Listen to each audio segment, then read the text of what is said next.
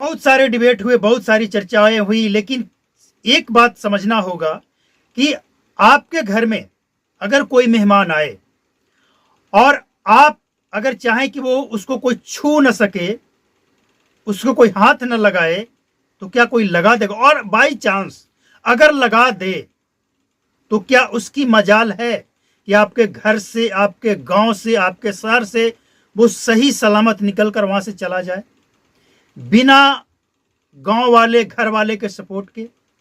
कभी संभव नहीं है। हम ये नहीं कहते हैं कि कश्मीर में रहने वाले सभी मुसलमान गद्दार हैं, लेकिन कुछ तो है, कुछ तो गद्दार है।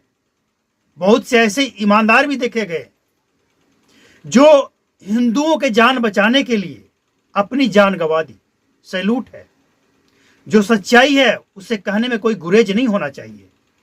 लेकिन एक सच्चाई यह भी है कि वहां जो कुछ भी हुआ उसमें कहीं न कहीं लोकल लोगों का हाथ है। और सबसे बड़ी सच्चाई, अगर हिंदुओं को धर्म पूछकर नहीं मारा गया होता, मुसलमानों के साथ ऐसा होता, किसी और धर्म के साथ ऐसा होता, तो आज देश में जितने विपक्ष में बैठे लोग हैं वो आज पूरी दुनिया को तबायक बना चुका होता। नाचता ये कि देख लो मोदी के शासनकाल में क्या हो रहा है भारत के अंदर। लेकिन आज सबकी बोलती बंद है। और हैरानी तो तब है, बोलती बंद है तब तो ठीक है, लेकिन हैरानी तो तब है कि 27 से ज्यादा हिंदुओं की कत्ल हुई, वो इनको नहीं दिखता है। लेकिन एक दो मुसलमान भी उसमें थे, उसकी वो प्रशंसा कर रहे हैं। चलिए ठीक है, वो भी सच्चाई है, उसकी बात आप करें, लेकिन उनकी भी बात आप करो जो हिंदू पूछकर जिसे गोली मारा गया। अब मोदी को चैलेंज दिया गया है कि जाकर बोल देना, तो मोदी ने चैलेंज को स्वीकार कर लिया है। पाकिस्तान खून की आंसू रोएगा, चिंता मत करो।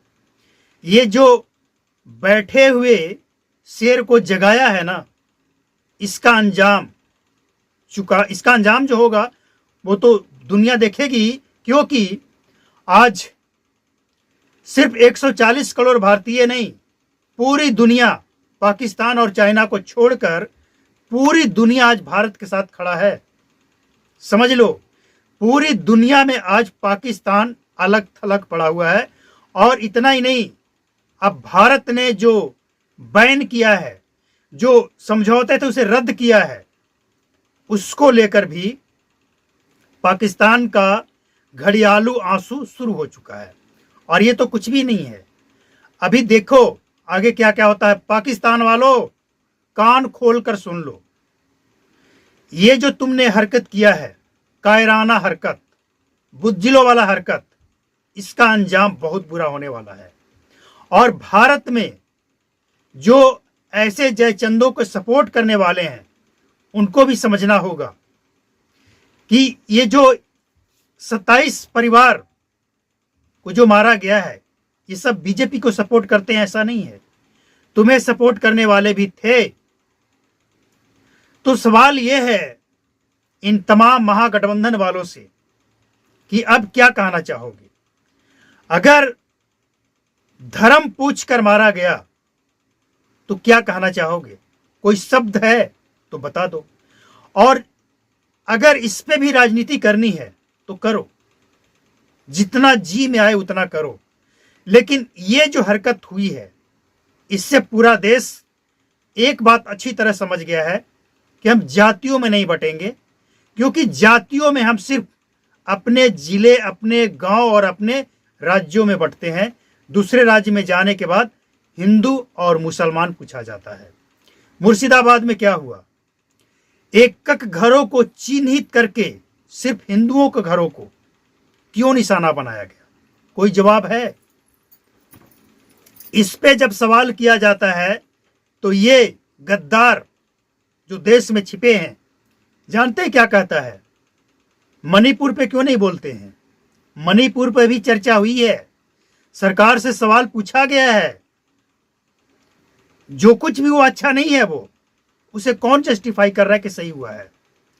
लेकिन जब मुर्शिदाबाद में होती है, कश्मीर में होती है, तो इनके मुंह पे उपले थोप दिए जाते हैं, इनकी बोलती बंद है। वो तो अच्छा है कि ऊपर से ही मोदी को सपोर्ट कर रहे हैं, देश के साथ ये खड़े हैं, लेकिन अंदर से सच्चाई क्या है और इनके स्लीपर सेल क्या कर रहा है ये पूरे देश को पता है। तो हम कहना चाहेंगे देश के उन तमाम देशभक्तों से कि योगी आदित्यनाथ की कही हुई एक बात, बटोगे तो कटोगे। वहां लगभग 2000 लोग थे सैलानी, लेकिन जब बटे तो कटे। इसलिए एक होने की जरूरत है। हमें हिंदू मुसलमान सिख ईसाइयों में बंटने की नहीं, और इतना ही नहीं, हिंदू मुसलमान तो बहुत दूर की बात हो गई, ये लोग तो हमें जातियों में बांट रहे हैं।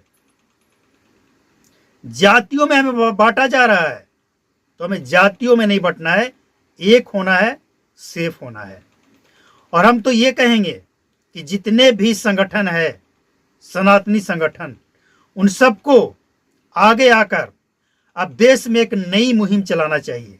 क्या कि अब आप सनातन के रक्षा करने के लिए, अपने परिवार को रक्षा करने के लिए अब आपको सिर्फ शास्त्र नहीं पढ़ना होगा, शस्त्र भी चलाना सीखना होगा। अगर वहां एक के पास भी शस्त्र होता तो 27 लोगों पे ये 4 लोग भारी नहीं पड़ते भारी।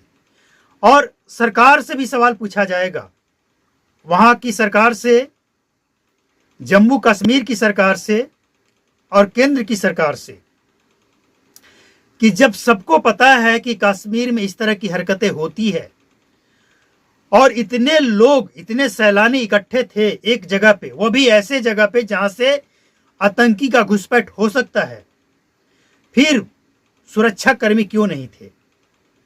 क्या ये एक संयोग है या प्रयोग है? बहुत सारी बातें हैं जिससे बहुत सारे सवाल खड़े हो रहे हैं कि क्या ये सभी के सभी एक संयोग है? सच्चाई क्या है? सबसे हैरान करने वाली बात यह है कि ऐसे जगह को टारगेट किया गया जहां पे पुलिस को भी पहुंचने में कम से कम 20 मिनट से आधे घंटे लगता हो, तब तक वो जंगल में निकल चुका होगा।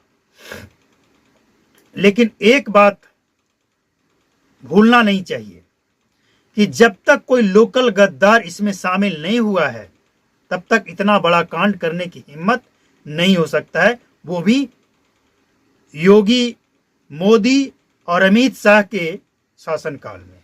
मतलब इन तीनों नेताओं की डंका पूरी दुनिया में बजता है, और पूरी दुनिया इसलिए तो आज भारत के साथ खड़ा है। सबको पता है कि ये लीडर ऐसे हैं जो अपने कौम के साथ मजबूती के साथ खड़े रहते हैं, अपने देश के लिए मजबूती के साथ खड़े रहते हैं, और कभी भी ये गलत बर्दाश्त नहीं करते हैं। इसलिए आज पूरी दुनिया एक साथ मोदी के साथ सुर में सुर मिलाकर कह रहा है कि हम भारत के साथ खड़े हैं। तो जब पूरी दुनिया एक साथ है, 140 करोड़ देशवासी एक साथ है, अरे कई लोग तो ऐसे हैं जो कह रहे हैं कि आप हमें छूट दे दो, हम उसके घर में घुस कर मारेंगे, एक एक को ढूंढ ढूंढ कर निकालेंगे। 140 करोड़ हम भारतीय हैं, तो जज्बाती होने की जरूरत नहीं है। जो कुछ भी हुआ है बहुत बुरा हुआ है, और इसका बदला लेने के लिए जल्दीबाजी नहीं करनी चाहिए, सोच समझकर। देखिए, ऐसा नहीं है कि मुसलमान सारे गद्दार हैं, लेकिन कुछ तो हैं, और 100 गद्दार छूट जाए लेकिन एक जो ईमानदार है उसको हानि नहीं होनी चाहिए। ये हमारे धर्म शास्त्रों में भी है और हम इसे फॉलो भी करते हैं। लेकिन एक भी गद्दार सामने आ जाए और हम जानते हैं कि अगर वो गद्दार है तो उसके साथ वो व्यवहार करना चाहिए कि उसकी आने वाली 7 नस्लें जो आने वाली है वो भी इसकी हरकत, इसकी सजा देखकर कांप उठे। सबसे बेहतर तरीका, सरकार इन तमाम आतंकियों को जिंदा पकड़कर भारत के नागरिकों के हवाले कर दे। उसके साथ वो व्यवहार किया जाएगा और उसे बिल्कुल हाईलाइट किया जाएगा कि देख लो, भारत कभी किसी को छेड़ता नहीं है, लेकिन भारत को छेड़ोगे तो अंजाम यही होगा। मतलब ये कि एक ऐसा संदेश, एक ऐसा मैसेज आतंकवादियों के अंदर जाना चाहिए कि पूरी दुनिया जहां भी आतंकवादी है पूरी दुनिया में, उसकी रूह